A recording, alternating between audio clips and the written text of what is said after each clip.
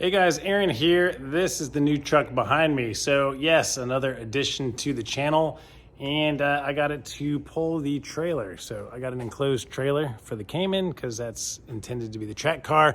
So what does this mean for you? Another series on truck and trailer prep for the track.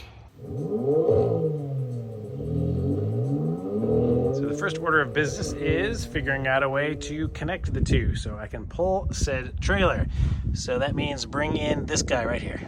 It has a built-in tongue scale to it. It's nice and stainless steel, and it comes with two of these, one 2-inch and one 2 5/16 inch toe balls.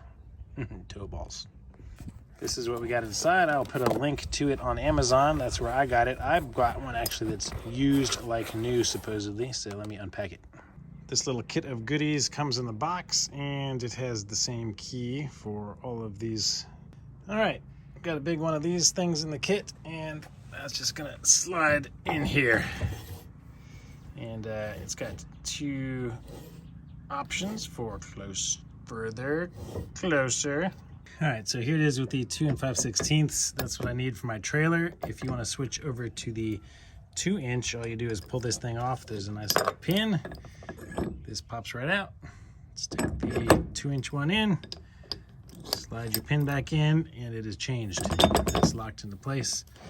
And this just drops down on here. And you can see the nice little built-in tongue scale for you. So here's my included pin. Put this through here to lock it into place.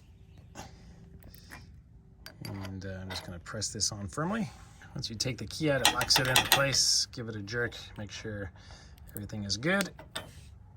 Now you can use this to slide it up and down to adjust whatever height you want. And you're gonna push it in, and that's gonna lock into place. And it won't come out until you use that same key to release it. All right, so for my setup, I'm actually gonna flip it over the other way. Let me show you.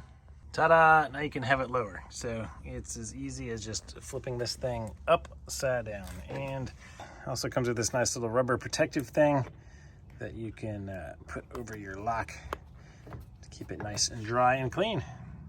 So that's all there is to it, guys. This thing is not cheap. It's a little over 300 bucks, but it is pretty awesome, and I can't wait to use it, get this trailer out on the road sometime. So stay tuned, subscribe to the channel, and I'll see you guys on the next video.